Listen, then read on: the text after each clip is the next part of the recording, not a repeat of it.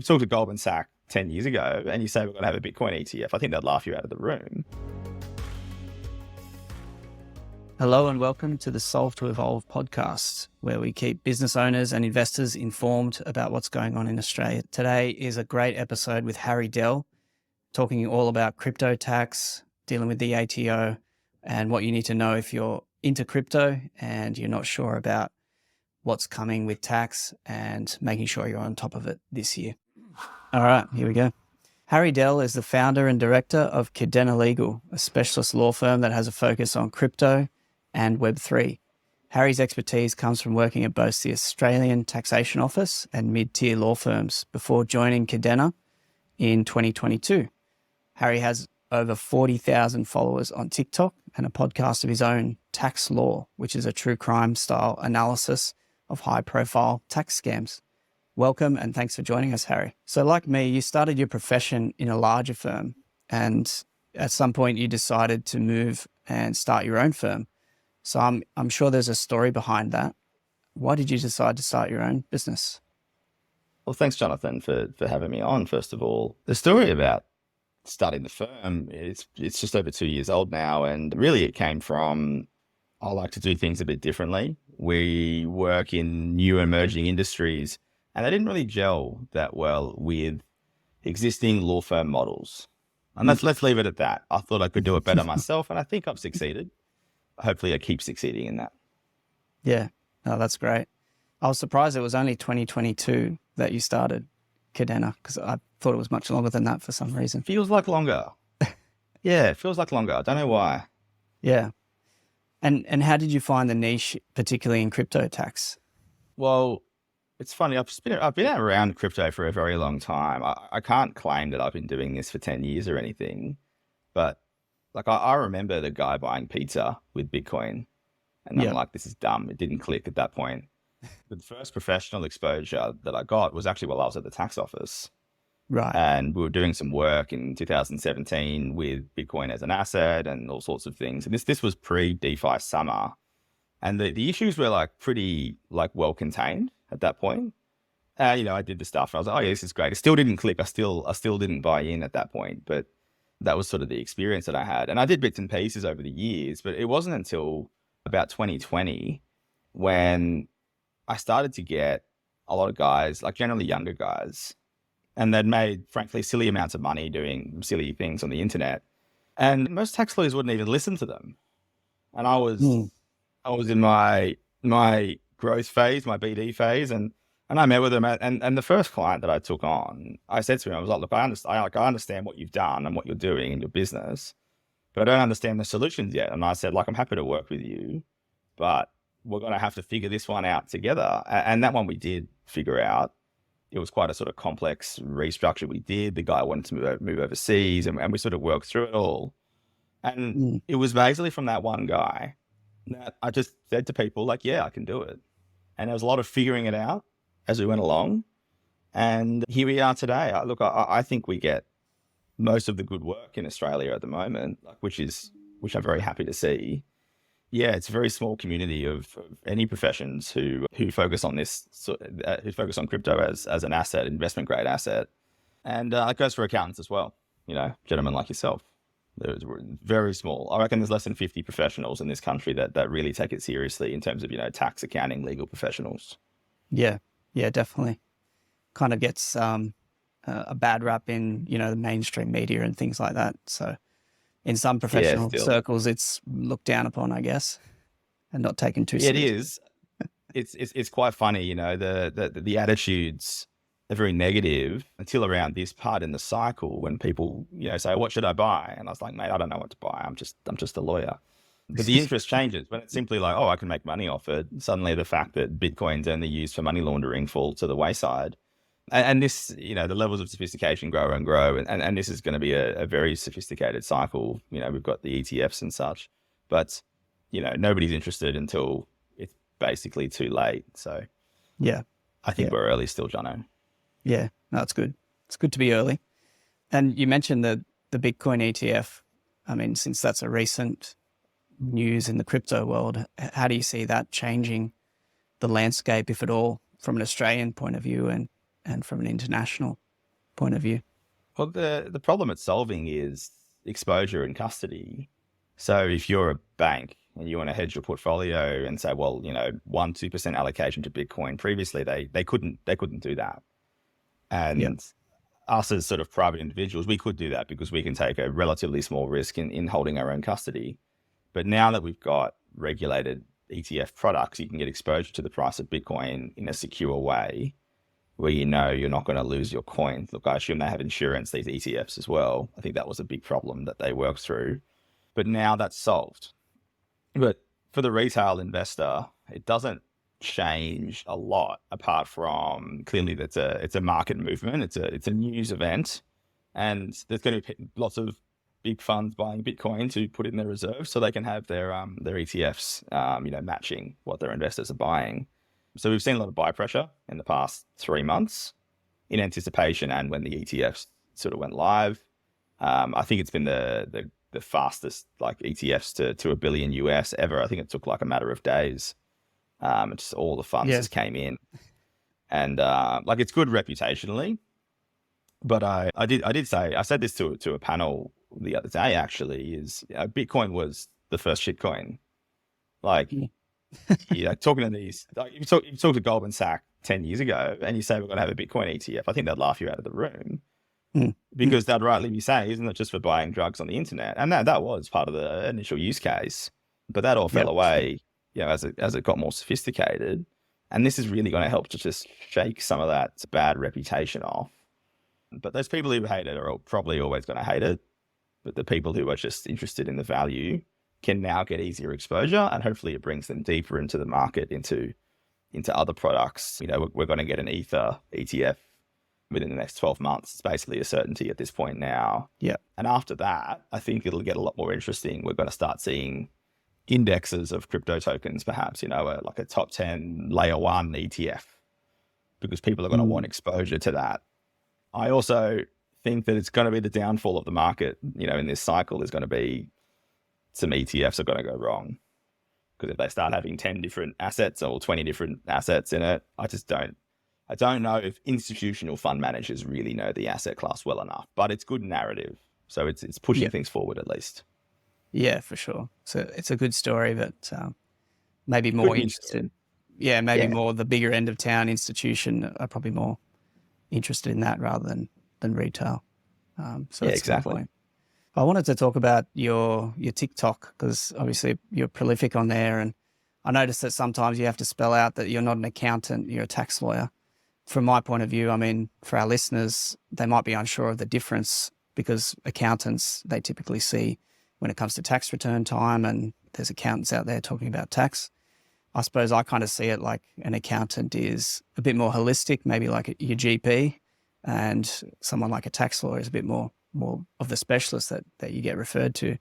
But how would you describe the difference to our clients? Mate, I think you unintentionally stole my usual analogy. It's very much the generalist specialist approach. In terms of, what exactly do I do every day, it changes. And this as well as I do, like tax is reactive to, what's happening in a business or in individuals. Sometimes those individuals create problems and we have to solve them, and they become very complex, high risk problems. But we also sometimes see very complex opportunities. And the most common one that I get, referred to from accountants is usually claiming the small business CGT concessions. So we're selling a business for, $3 or $4 million. A lot of times it's relatively uncomplicated, like we can go through all the tests. It's not so bad, but it's also very easy for that to get highly, highly complicated. So it's very hard to know that at the beginning. So there's lots of accountants, including yourself, where we work through those issues when they come up. But in terms of what actually it is that we do, I tell people this: you know it when you see it. You do. You just know. You're just like, we need a specialist for that one. Yeah. And sometimes people don't know that until it's too late. So what I recommend to people is you need a quality tax agent who has the right specialist network, like tax lawyer, commercial lawyer, financial planner, like those professionals in the network. Because the tax agent, the accountant, is truly the GP that understands the client holistically And they can also be the ones that go, I know it when I see it, it's time to get so-and-so involved. Yeah. Yeah. I think that's a good summary. It's having that network is super important. I've definitely experienced that myself, especially after leaving a larger firm and you come out on your own and you have to sort of build that network for yourself. So yeah, that's great. Exactly. I was going to ask, quite a few of my clients are crypto investors and traders, or they're involved some way in Web3. Just thinking about this current tax year, what do you think they should be aware of for this current tax year, and how are you seeing the ATO approaching it this year, if there's been any changes? So we had some web guidance drop in November last year, and I've been frankly a bit upset about it because it's not very good. And I Right. think it's pushing a lot of burden onto yourself to, help a lot of people make the right decisions when they're doing their tax reconciliations, using crypto tax calculator and such. Yep. The hardest bit of this is the record keeping. But what I suspect will happen is the ATO will easily nail the people who've done nothing, Mhm. people who've clearly done it wrong. If you've taken a position and you've been consistent, I think like that's as secure as you can be, whether you reject the ATO's web guidance or not. And I certainly do. But most people want to be a bit more conservative. Not everybody wants to be a test case, and I fully understand that. But if you're gonna take positions, just make them consistent in the report, because otherwise it's going to look very suspect to the ATO, and it's going to prolong any investigation. Mm. And we haven't seen those investigations come sort of in full force. And I think it was 2022 where, cryptocurrency was announced as a focus area. And there were a few spot audits for some, very severe non-compliance. And there was some data matching programs, and there were some letters, which scared a lot of people. Yep. But then sort of when FTX happened, it all cooled off because suddenly there wasn't as much tax to collect. And I think that's just the long and the short of it. But we're coming back into another more exciting market. I know the ATO is conscious of these issues. They've released this guidance. They're putting together sort of risk programs. And as the unpaid tax grows, which it will, when asset prices rise, then the ATO is going to get more and more interested. So if people are backing themselves that they're going to make, good money in this next cycle, the last thing they want to do is get into a tax dispute as well, because I'll have plenty of those. I'd rather people just, do the right thing. And the easiest thing to do is to just have really good records. Mm. Because if those things are missing, suddenly the ATO can get very imaginative in putting your records back together, which I don't think is going to be in their favor, in the taxpayer's favor, that is. Yeah. Yeah, that's right. Yeah. I mean, I tell my clients it's better to have something to support your position, and have the better records you have, the easier you're prepared in such case that, the ATO comes along and reviews it, often 2 or 3 years down the track. And Yeah, like you said, they're going to take a dim view in some cases if they don't understand it. yeah, exactly. Like, I don't even remember what I did last year with crypto, frankly. And there is this attitude. I don't think it's an ATO attitude. I think it's really just a general population attitude that's relatively anti-cryptocurrency and blockchain still. And that's going to come through with the auditors, because they're just people. And if they come with this preconception that, it's for buying things off the Silk Road and it's for money laundering, then that's the approach they're going to take, and there's going to be harsher attitudes. So having nothing is probably the worst idea. Having something will make you sleep better at night. Yeah. Yeah, definitely. I suppose following on from that, what have you seen with your clients, and for the listeners' benefit, what do you think is the best way for clients to structure their crypto holdings, and what are some of the ideas that you've seen to get maybe better tax outcomes or better protection? Well, it's all the way back to fundamentals, really, Jono. You want your capital assets, your long-term growth assets, generally in trusts, so or personally, so you can claim that CGT discount. Whether you're claiming, like long-term holding Bitcoin, if you're doing more active trading, you want that in a company. But the trust is still the crown jewel in any of these structures, really, because if you make trading income or staking income or other, you can use bucket company structures and things like that.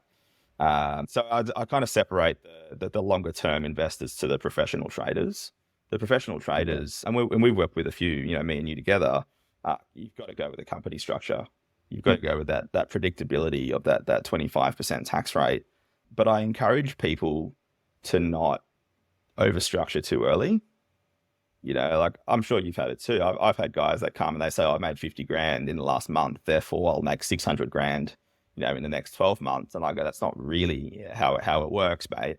I love the optimism, but you've got to start with that track record. Trading businesses are relatively straightforward to move into other structures later.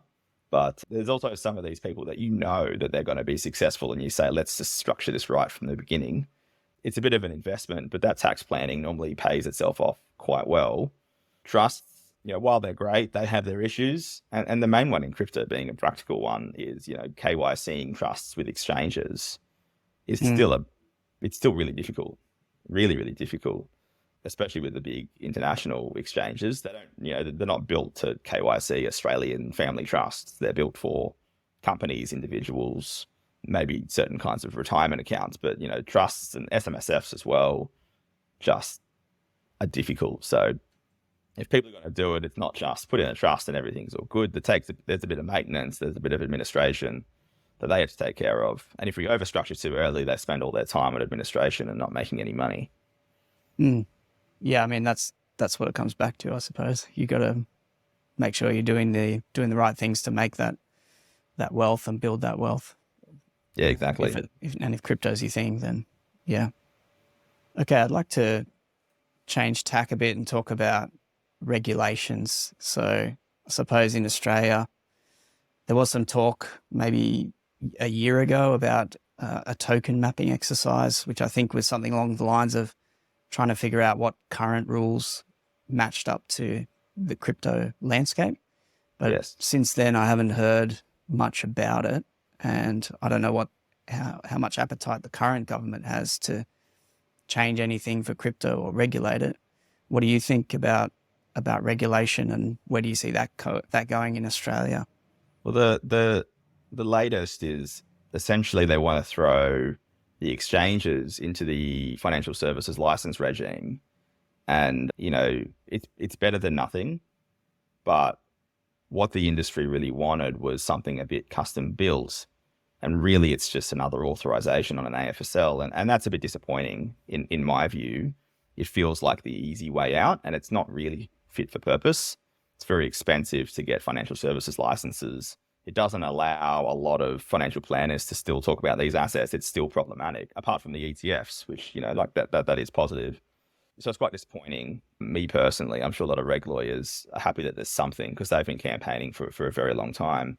But the token mapping exercise, we were hoping that it would expose the different kinds of tokens and how they're used, so we can regulate them properly, like at the product level. But then all was regulation at the exchange level. But not everybody uses just exchanges. In fact, I don't think most people use just exchanges. They use a whole bunch of other things. And it didn't really deal with a lot of those issues that could simplify and make Australia really good in this space.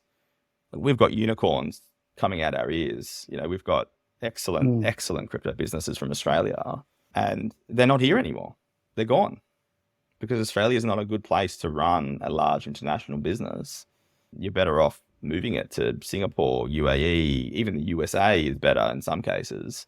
And that's really saying something. That was the reg side. We had almost no discussion about the tax issues for a very long time. And we're starting to see in the last 2 years, we're seeing that conversation develop. We had the Board of Tax, whose report's due at the end of this month, February 29.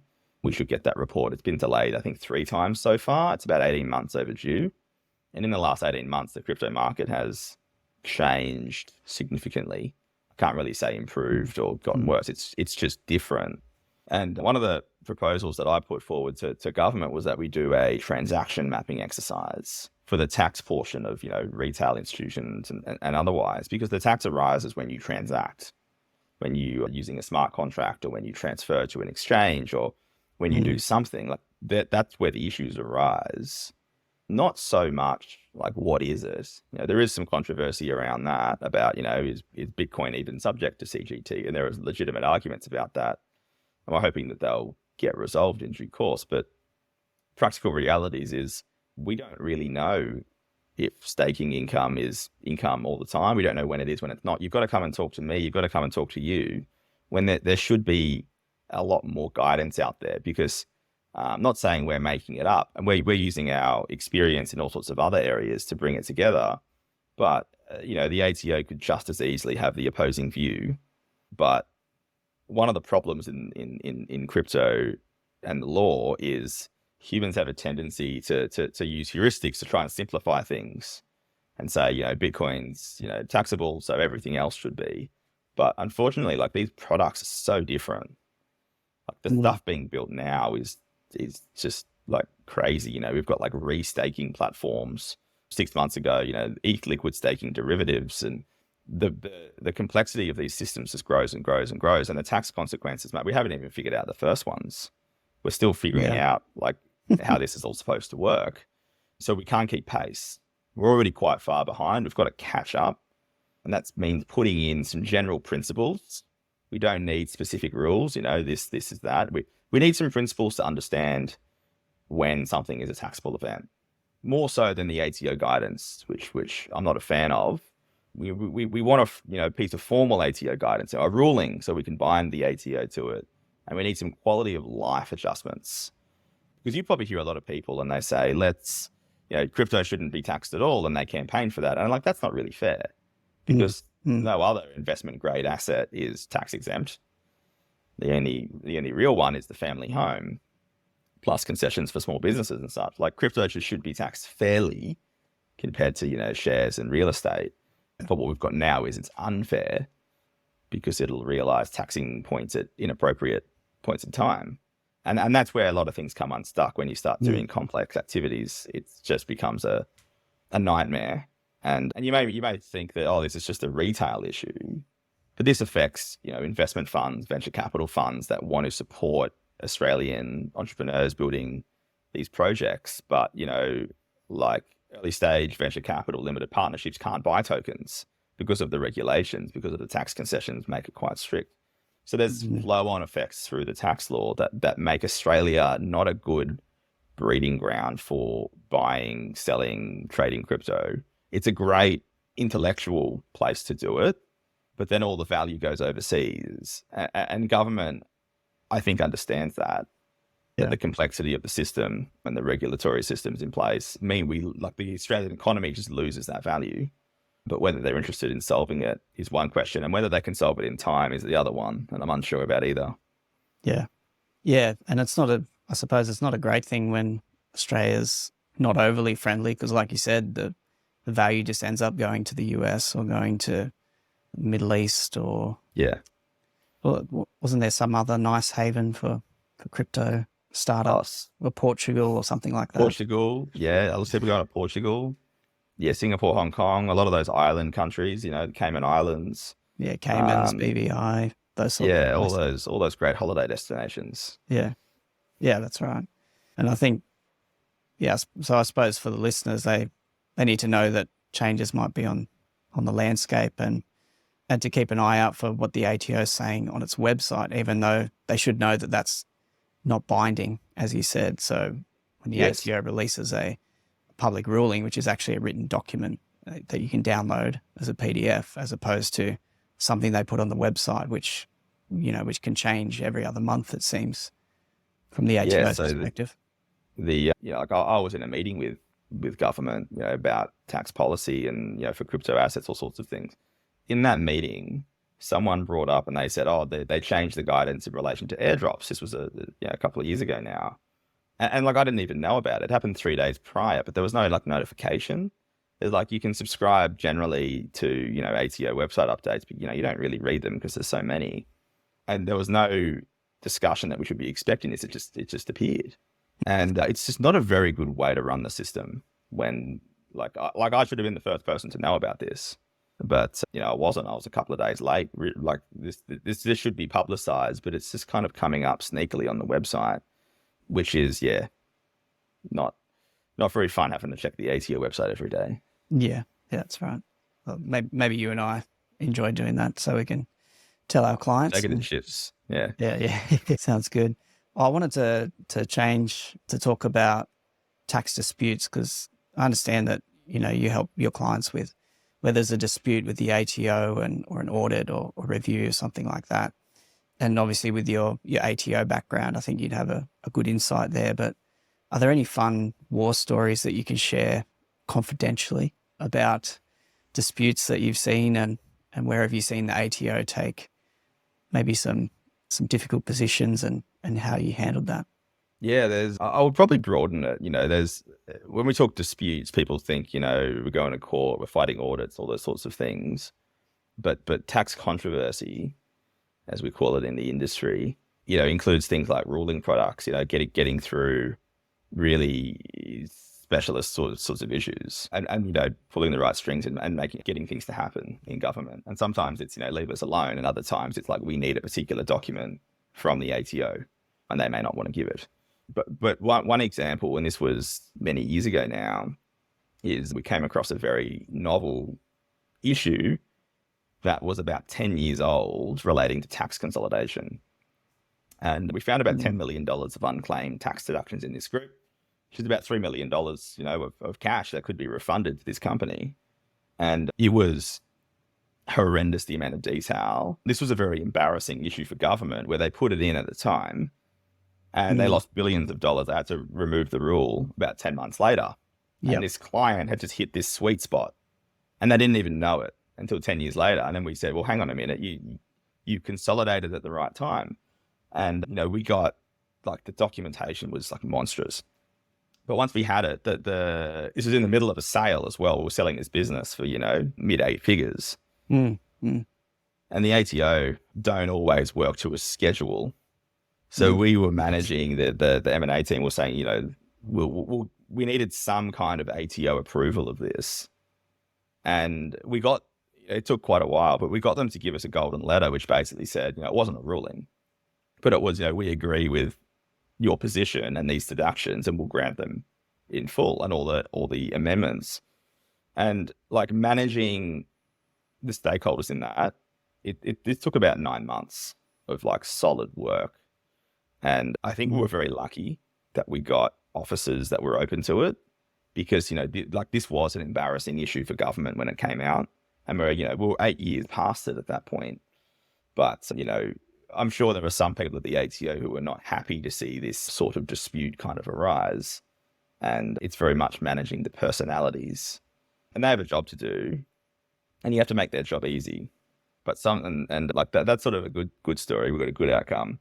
Yeah. But, I've had really horrible experiences as well, where working for a very large, company in the building and construction space, and the ATO was alleging fraud had happened, so they could go back and amend tax returns, many years old. And I remember I spent weeks writing this reply to the submission, and we had all this evidence, we did all this stuff, we had counsel involved, made this big letter to the ATO, because they give you a position paper, you get to reply to it, and then they finalize their audit decision. Made a big reply. It was beautiful. I was very happy with it. I thought there's a really good chance here that we might, actually diffuse this. And we turned over a couple of rocks that probably the ATO didn't want us to, but that was, strategic. And the finalization letter we got back was actually the same as the original position paper. Like, they actually didn't add anything apart from, we don't agree with your submission. Right. And it was extremely disappointing. And then we had to take that matter further and further and further. And that client, I think, was being unfairly treated. And this wasn't the only tax dispute that they had. Like, their group was being unfairly treated. And part of it was because of the industry that they were in. But the other part of it was, this group had a history with other government departments. And it was a bit of a gang up. And I really felt that it wasn't fair. And as much as the ATO will tell you that it doesn't happen, it absolutely does happen. People make mistakes. And I think that whole audit team made a mistake in the way that they behaved. But what can we do except, represent our clients? It's an adversarial system after all. Part of how it works. Yep. Yeah, that's right. That was, I suppose for small businesses as well, they might experience that sort of pressure from the ATO as well if things go poorly, or maybe they've been ill-advised. They need to. Well, you've probably seen it more than I have in recent months. People with slightly overdue debts are getting director penalty notices and things like that. It's quite inappropriate. And I feel like the ATO, as an organization, behavior shouldn't change so quickly. They've got a bit of egg on their face with this TikTok GST scam. There's more recent news about that as well, but I think they're trying to kind of make it up, like try and make up for it and be good tax collectors, but they're sort of pressuring the wrong people. People that were relatively compliant might have had an overdue tax debt, but they'd always pay it. And they're getting hit with, some of the hardest enforcement actions that you can get after not particularly long amount of time. Like I've seen that quite a bit. And, there's no silver bullets to get out of your taxes, but, not paying them is a really bad idea. But now, it didn't used to upset them so much, but now it just really upsets them straight to 11, and people start, going to court, which is really, really sad. Yeah.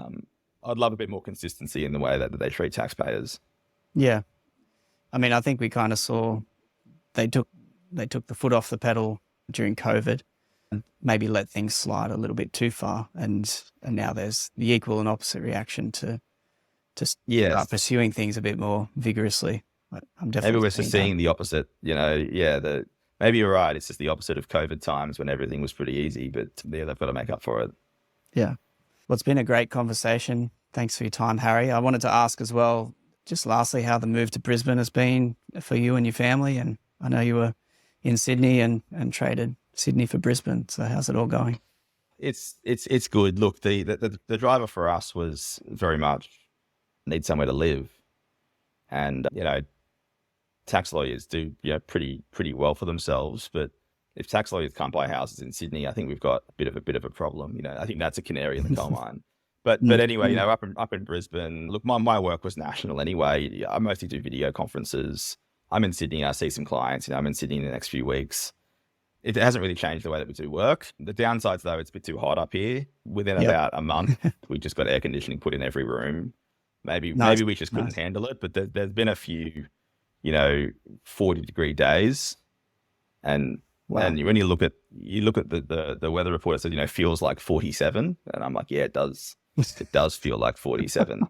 Those have mostly subsided, and I think for the rest of the year it'll be quite pleasant until we get to summer again. But it's been a good move. I would recommend it to people from Sydney. Like it's sort of a baby city in terms of its getting its sophistication. It doesn't have all the trappings that Sydney might, but it's getting them really quickly, even since we've been here, which has been about 5 months. Yeah, no, it sounds pretty good. How can our listeners learn more after this conversation? So you'll find me basically everywhere. I say to people I'm like a weed, but if you do need to go looking for me, you can find me information on our website, which is cadenalegal.com.au. You can find me on LinkedIn. You can find me on TikTok. You said over 40,000 followers. It's 44,000 followers at the moment, which is good. I can't believe that many people want to hear me rabbit on about TikTok tax stuff. I'm on Instagram, I'm on YouTube, but the best place to find me is TikTok, LinkedIn, website. So yeah, find me there. Awesome. We'll put some links for people to follow and get in touch. Excellent. Thanks, Harry.